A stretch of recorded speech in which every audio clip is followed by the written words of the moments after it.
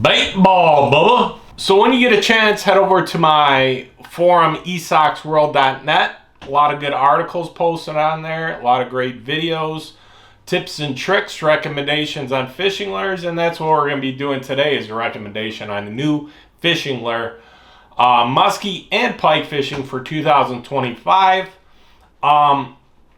It's actually similar to the Alabama rig or umbrella rig, some people call these, and it's actually nicknamed the K rig.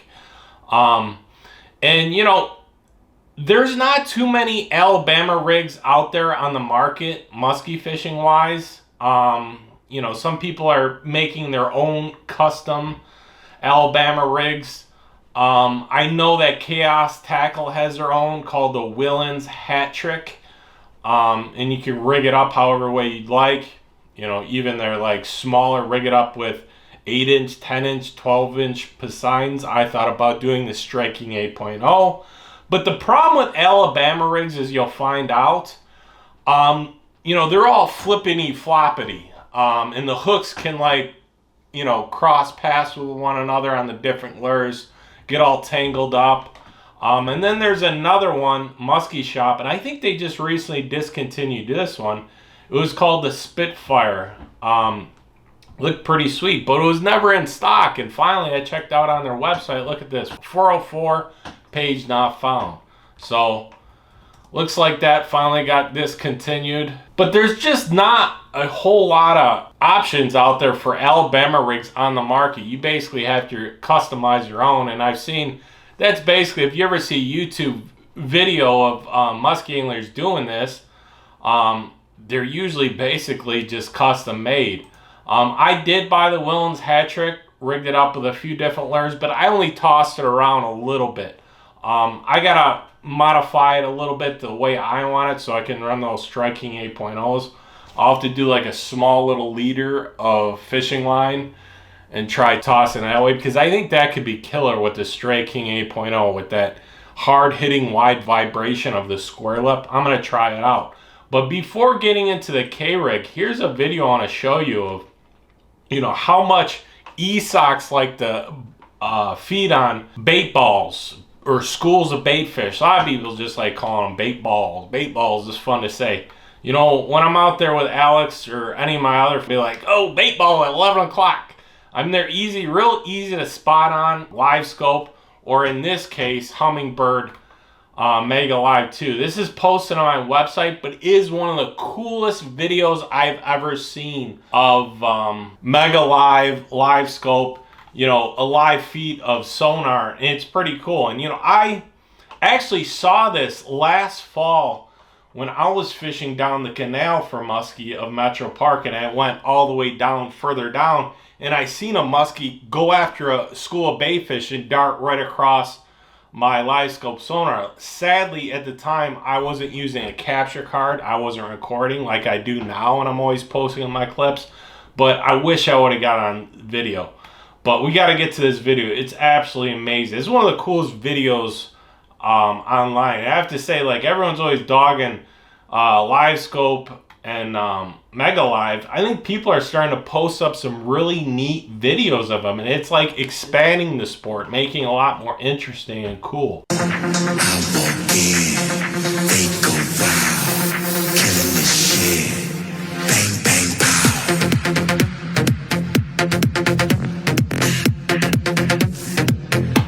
that the dead minnow down there? Like, he took a strike at it and it was like just like going near the bottom. I think he got a mouthful. It might have been 2 or 3 bait fish that he hit. But there was one that was just kind of like, you know, slowly moving towards the bottom. So, you know, if you know anything by pike or muskie, sometimes they don't hit them head on, and they'll just whack the bait fish with their body too. But he went straight for it, and that was absolutely wild. Some of the stuff you'll see on live scope, it's so interesting.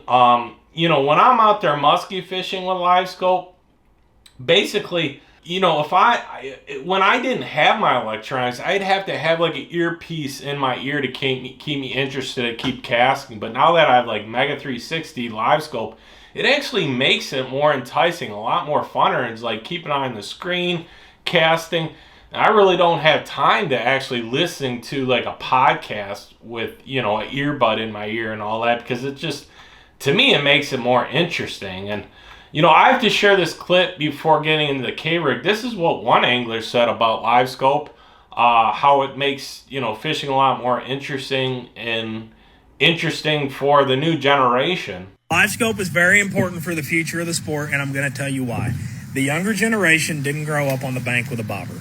They grew up out in the middle of the lake with 360, with touchscreens, with GPS pins, you name it. If you take the live scope away from them, it's going to decimate it, because live scope to the younger future of the sport is like our flipping and pitching. You're not growing the sport. You're telling a 14-year-old kid that just saved up for a Garmin that his way of learning to catch fish isn't valid. So good luck growing the sport when you alienate the only people that are still interested in it.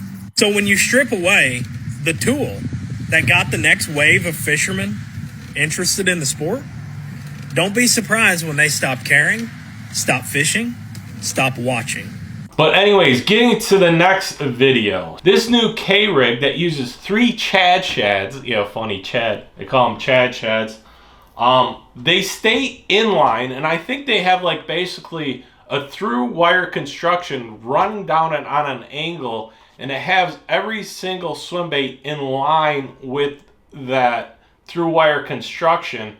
And so you don't have the baits or hooks flopping around as a normal Alabama umbrella rig is. So every time you cast it, those lures are not going to crisscross, the hooks are not going to get tangled up in, and like every time you work this bait, just reeling it, it's going to stay inline perfectly. And you just, like I said, you don't have to like have a follow-up and keep casting it until it hits the water just perfectly and the baits run perfectly. It stays in line perfectly as is. So this is like an incredible new invention. It was made for bass fishing. Now this is hawked up on the new 2025 iCast. It was advertised for bass fishing, but here's the thing. I think this is going to work great for both pike and musky fishing, and I'm going to get to why. Not just for casting and reeling it up, but also for what? The follow-ups and doing the figure 8. And believe it or not, if you watch this video here, the one guy at the iCast Awards, he actually said, dude, it's like when you're reeling out bass fishing, you get a follow-up of a largemouth or smallmouth, keep working it, keep doing circles and keep doing figure 8s. He's saying that. I was just like, dude, that's just basically we do for musky fishing. But he was saying this works for bass fishing, specifically with this particular lure, the K-rig. So without a doubt, if it's working on bass doing the figure 8 in big circles, well, I think it's going to work really well for musky fishing on follow-up. So let's play the clip here. Absolutely incredible. What's happening is I'm getting those fish to, they see the bait and they follow it to the boat, and a lot of people give up when that fish shoots down. Yeah. Don't give up with this bait, because what they do is they'll circle around. They're following it to the boat, waiting for the bait ball to bust up. Yeah. And then they're going to go after one. Yeah. Well, if you keep it in the water and keep swirling, they realize that bait ball is not going to bust up. Mm-hmm. They try to force it to bust up. So they come back, and that's why these fish, I've been able to get fish to commit that have been at the boat for 2 minutes. Just keep it in the water, keep moving it, doing the 8 trap, figure 8, you know, musky style stuff, but those fish will eventually commit. Every fish that I've gotten to the boat has at least swiped at it. At least. So musky style stuff. So I always say, like, some of the bass lures and techniques work over to musky fishing. Well, what do you know? Some of the techniques musky fishing, you know, work their way over to bass fishing and actually work absolutely incredible. But like he said, what makes this lure unique is because the fish, the bass, are going up there to try to bust up the bait ball. So that's why they're darting around trying to hit it, because it's like they're normally enticed to do that. Just like we've seen with the muskie, all different, you know, predator species of fish actually are trying to bust up bait balls. But since there's 3 swim baits in a row, they're more likely to do this on the figure 8 or big circles. And I think this is going to be dynamite for musky fishing. Not too many people have like recommended this on YouTube for musky fishing. Hopefully I'm just the first. But as soon as I saw it, I didn't even watch that video. I could totally tell. So here's another video of just showing off the action of the SPRO KGB K-rig moving down the swimming pool. The action is just absolutely so realistic and incredible. Check this out. Look at the way they're moving. I mean, it looks so realistic. Absolutely incredible. And like, you would think they all stay in line. No, they're kind of like moving around. The action's absolutely incredible. I think this is going to be great for muskie fishing. And this is going to give an idea for other muskie companies to do something similar. So even if SPRO has this K-rig patent in, I think muskie companies will figure out a different way to basically rename it something else or rig it a different way. That way it doesn't fall under their own patent. So I don't know what's going on with that. I'm just taking a guess because I think this is going to be a dynamite new innovative lure for both, probably all types of different species. It could be also walleye. I don't know. But I think it's just, there's a lot of different predator fish that feed on bait balls. So it's not going to work just great for bass fishing and muskie fishing. This might transition over to saltwater fishing as well for tarpon or something. I don't know. I could see, I did my surf fishing down south in Florida. This is a very unique fishing lure. I mean, the setup is absolutely awesome and how graceful it moves in the water, how realistic it looks. I tried looking up, I don't know if it's the guy in this video from SPRO that made that design, but it's absolutely amazing. I mean, it's just like very innovative. It might be something like the chatterbait. Like I just said, people are going to be trying to rig up similar versions of it, renaming it something else. But I think it's going to be a popular this year and next year to try for muskie fishing. Now, I don't know when it's going to be released, but I know when it hits the market, my guess is it's going to be out of stock because people are going to be trying to get their hands on them real quick. But anyways, these are kind of some of the photos in different colors I've seen of it. Kind of a traditional shad color, but they also have like a dark brown color right there. That's pretty sweet. Checking out on my website, but very realistic, man. I can't wait to try this out. I want to get my hands on it as soon as possible. The problem with swim baits, I have that Poseidon swim bait, but it kind of stays up near the top. So lately I've been working it down the river until I dislocate my knee out. So this whole month I haven't been able to get out there, but as soon as it heals up, I'm going to head out there and try that Poseidon swim bait again in the decam trout. But I think something like swim baits, these glide baits, and especially this K-rig works really great and really well down the canals and rivers, especially probably in the fall too. But I think even in the middle of summer, everyone's always going on the main lake for big muskie, but I've showed there's already on live scope in June, there's a lot of big muskie deep within the canals and rivers, just in the shallows, and you can work these glide bait swim baits just on top and also right near your boat doing the figure eight or big circles and get these big muskie to bite deep within the river and the shallows. So just a different way of fishing. This is a different type of bait, and I think this is going to really open up a lot of muskie anglers' minds because there's basically nothing like it on the market. I always say I love trying out new innovative lures on the market because it gets you really thinking outside the box. Everyone always thinks that like we've conquered fishing.